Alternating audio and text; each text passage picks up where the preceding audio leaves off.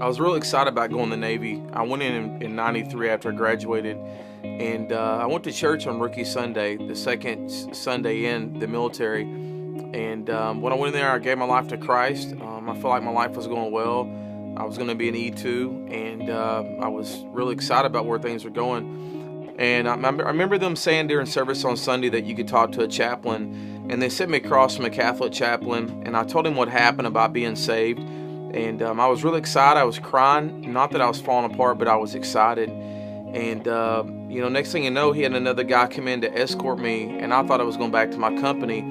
And we started walking, and I said, "Hey, man, my guys are over here." He goes, "We're going to go over here real quick." And I said, "Where are we going?" He said, "Just come on." And we walked in this other room, and there was guys sitting around. Guys were on crutches. Guys were hurt. Next thing you know, two paramedics come in the room, and they're like, "Go with them." And we're walking down the hallway, and they're being all nice to me, and I just knew something wasn't right. We walked out these double doors. There's an ambulance sitting there. I never knew much about psych wards, and I didn't know they had just brought me into one. And I walked down the hallway, had a seat, and a nurse comes up, starts taking my vital signs again like I just had this done. And I looked at the door, and the two paramedics were being escorted to the door by another nurse. And I said, "I need to go with them." And I started to get up. She put her hand on my shoulder. She goes, "No, you're going to be staying here." And I said, "You need to tell me what's going on." She goes, "You're having difficulties." I said, "You know what? We're having difficulties. I talked to a chaplain this morning at 8:30 here. It is 4 o'clock. I done missed the whole day in boot camp. If I don't get back, I'm going to lose my E2 ranking." She come back with a cup full of pills. She goes, "Here, I need to take these pills." And she said his doctor's orders. I hadn't even seen a doctor. And the next thing you know, she got on the phone and 4 guys showed up. They said, "Mister, you need to take your medication." And I said, "Man, I ain't taking the medication. You take the medication." I went around with these guys for like 45 minutes. And I realized they wouldn't let me call home unless I took the medication. I got a phone call from the military base. They said he was in the hospital. The next day they got me up early and said it was time to, meet with the doctor. And so I meet with this doctor, and he goes, "So what happened on Sunday?" I said, "I got saved." And he goes, "So what do you believe in?" I said, "I believe it's been this earth by God to help others." So he looked at me like I was funny. And I was like, "Can I go back to my guys?" And he goes, "No, you can't. You're going to be going home." And so we got done, and I'm walking. I'm thinking I'm going home in about 2 or 3 days. And I'm taking medication. After about 4 or 5 days, I catch myself sitting there. My vision was getting blurry. I couldn't read a newspaper. I catch myself sitting there slobbering and just shake out of it like I was just phasing out, and it was getting scary. He was crying and saying, "Will you please get me out of here?" I called the doctor and left messages, so many times, and he wouldn't call me back.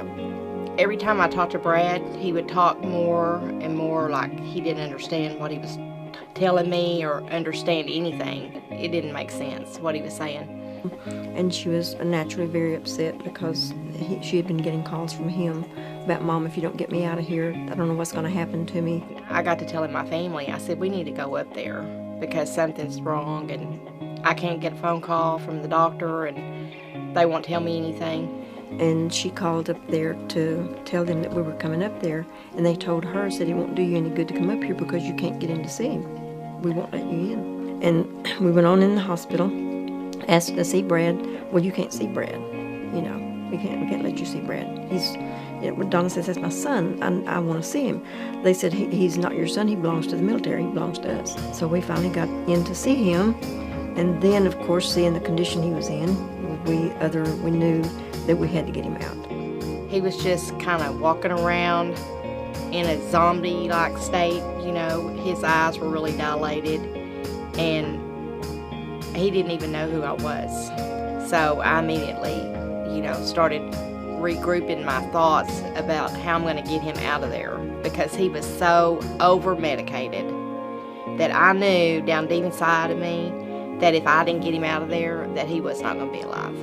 Brad's granddad and myself was sitting in the lobby waiting, and we were sitting there, and this lady comes up. We see her get off the elevator, and here she comes right straight to us. And she said, "Are y'all Brad's family?" And we said, "Yes, we are." And she said, "I have worked here for 15 years. Y'all are the first family that has ever came to see what was going on." She said, "They do it all of the time, and we hope that you do something about it." A pharmacist in Garland had told Donna she was doing the checking on all the medications that he was taking, he told Donna, says, Donna, you better get him out of there as soon as you can. Said the combination of stuff that he's on will kill him.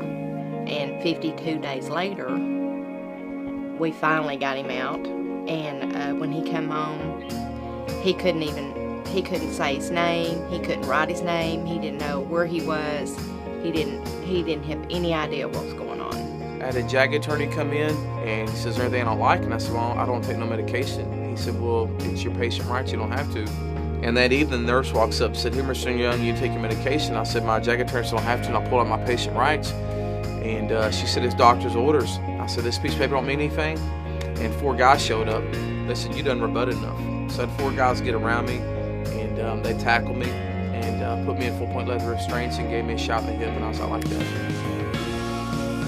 And next thing you know, I don't remember anything, but I was strapped down Friday, Saturday, Sunday, and Monday, I think, is when I woke up. I remember them telling me to get up and get my belongings. I was flying home. I don't remember the flight back home. I remember being at Richardson Medical Center, but I still thought that was part of the military. And I remember standing up just shaking, like I was really out of it. I remember them having me locked down at night with a camera on me. I remember one evening at being at Richardson Medical Center when they opened the door and I thought I could get away. And I ran out and I ran up to the road and Beltline, and I was so scared to cross the road that I would come back in because I was so scared.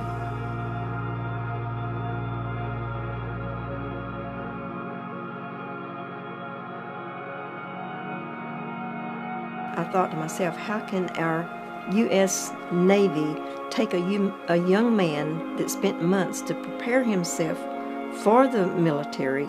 How can they take one of our young men and in 2 weeks' time tear down what he had done and prepared himself for, for months? I was astounded.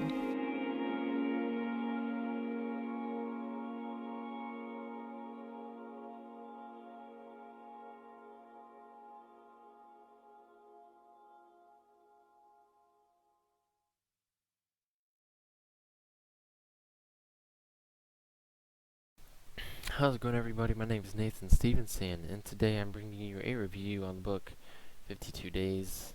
There we go. 52 Days, a True Story of Bradley Young. So, first thing I would like to say is I did have the chance to meet Brad at Nashville, Tennessee for the AGO 5 event.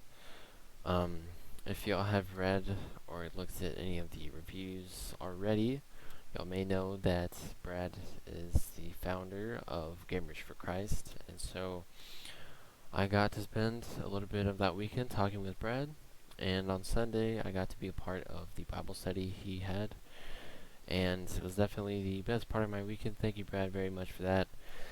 You made my weekend all the better. I can't say it enough. He spent his whole weekend just loving every single person that was there. There's, without a doubt, there was not a single person that was not affected by him being there. So, thank you, Brad, for all you've done with the community. So, number 2 is,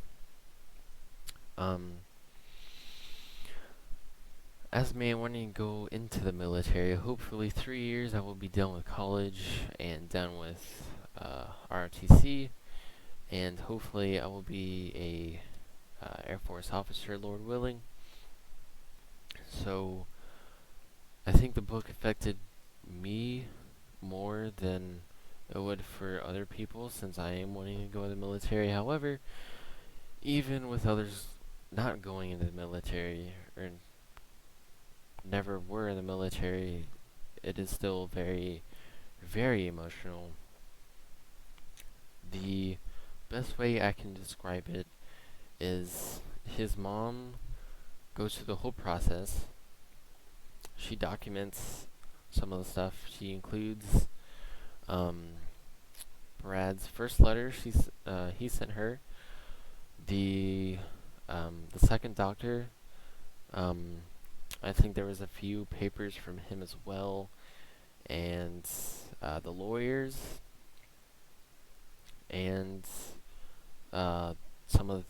the papers from the court. So she definitely documents all the stuff that happened inside the book. So that is also helpful. And like I said, the best way I can describe it is each section you read, and the more and more you get into it, each part of the book is like a punch in the stomach. So the more and more you read, the more and more your emotions flare up, and the more and more intense they get. And I can't say enough how intense this book was. It was absolutely crazy. And I cannot believe what his mom went through. And I definitely thank her for putting this book out there. I definitely think this book needs to spread as much as possible. I got the book the first day, and the first day I got it, I read the whole thing within an hour and a half. It's only 100 pages, so his mom goes through the whole thing. She gets straight to the point for each part, and it's just absolutely crazy. So, I think that's about it. I mean, it's pretty short. It's she documents everything. It's definitely an emotional book. It is crazy. The 3 words I can describe is crazy, intense, and insane. That's it, because each part is just, it's ridiculous. That's 4. So I definitely recommend this to everybody. If you do get it, please, please, please give it to other people when you're done reading it. It's short. You can read it, give it to other people, let other people read it, let them give it to their friends and their friends' friends, because this stuff should not be happening, especially in our country. And it's just absolutely nuts. That's 5. So thank you, Brad, for letting me do a review on this, and thank you, Mrs. Nash, for putting this out there, because Lord knows we definitely need to get rid of this. This should not be happening whatsoever. So thank you for watching this. If you do watch this, I do sincerely hope you buy it. It's definitely a great book to read. So with that, I hope you all have a good week. God bless.